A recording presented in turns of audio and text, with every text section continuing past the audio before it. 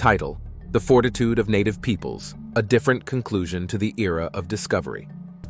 In this parallel universe, the path of historical precedent diverged at the outset of the Age of Discovery. European forays into empire building and colonization were firmly rejected by the first peoples of the Americas, Asia, Africa, and the Pacific. Rather than falling victim to the onslaught of colonialism, indigenous societies worldwide reacted swiftly and successfully, drawing on long-cultivated expertise in the ways of their lands and forging unlikely alliances on the fly. They stopped the schemes of European domination right in their tracks. Their resounding triumphs didn't just preserve their cultures, lands, and self-determining traditions. In the process, they rewrote the future of global power and reshuffled the deck of human history.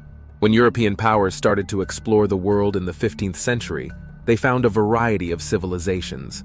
These civilizations had rich cultures, technologies, and complicated societies. Unlike our history, where European diseases and weapons killed a majority of the native people, the natives of this alternate world fought off the invaders. A significant driver of the success of indigenous resistance was their intimate relationships with their lands and environments, which did not exist among European settlers. Unlike European colonizers who positioned the Americas, Africa, and Asia as territories to be captured and raped for resources, the indigenous peoples saw their lands as sacrosanct and crucial to their well-being and existence. This profound respect for the natural world enabled them to build the confidence to fend off the inroads of others. In addition, Native American tribes formed partnerships hinging on shared regard and unity, acknowledging the joint downside introduced by European conquest.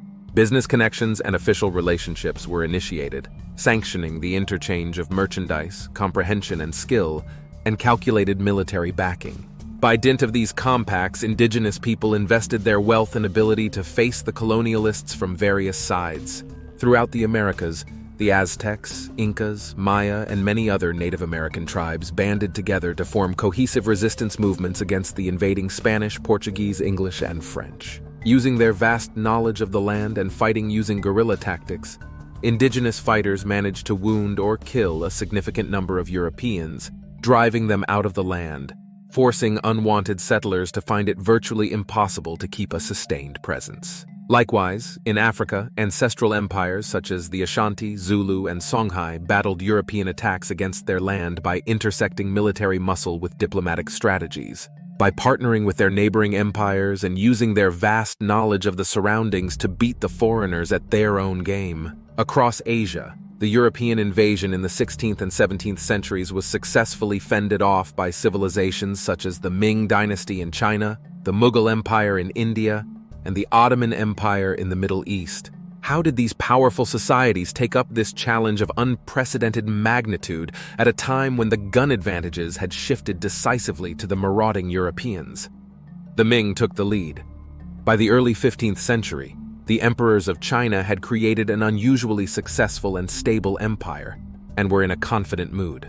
Early in the following century, they turned inward.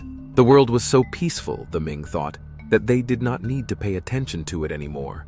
So they ruled China ever more lazily, relentlessly cutting taxes and the size of the army. Thus, they did not notice when the Europeans began to intrude into Asian affairs. The Ming emperors left it to their successors to deal with the consequences. Due to the resistance of the native population, the colonial mission failed to materialize entirely, as it did in our time.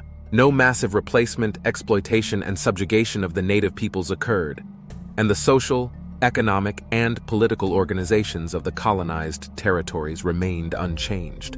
Native groups continued to thrive, commemorating their distinct cultures, languages, and religious beliefs. Another meaning of the preservation of indigenous lands is that it has global environmental significance. Because colonialist deforestation, pollution, and extraction of resources ceased for want of indigenous lands to practice them upon, many ecosystems were not touched. Diversity in the natural world has been preserved, and fragile ecosystems continue to be upheld. Without European hegemony, different types of globalization formed. These were more ideal in that they lacked the exploitative side of European domination. They were grounded more in ideas than in material. The exchange of ideas and products in a different manner is one way to think about it. Balasubramanian highlights agriculture, medicine, and the wise use of resources. The last is as old as Travois and as new as biotechnology. The triumph of indigenous resistance also reshaped the world's geopolitical landscape. It prevented European powers from conquering distant colonies, leaving them with merely their territories and a reduced ability to dominate the world. The indigenous nations were more empowered by the successful defense of their own lands, and they played key roles in the reshaping of world politics and diplomacy. In this other world, the age of exploration wasn't about suffering masses of conquered and exploited peoples, but a testament to the oneness of humanity and their resilience, ingenuity, and fierce commitment to their land as well as life itself. The world that rose from the ashes of history was a world of mutual care and respect, with an understanding of the connectedness of the many diverse lives that inhabit Earth. For when human energy is elevated and comes together to defeat tyranny and injustice, the result is as powerful as it is beautiful.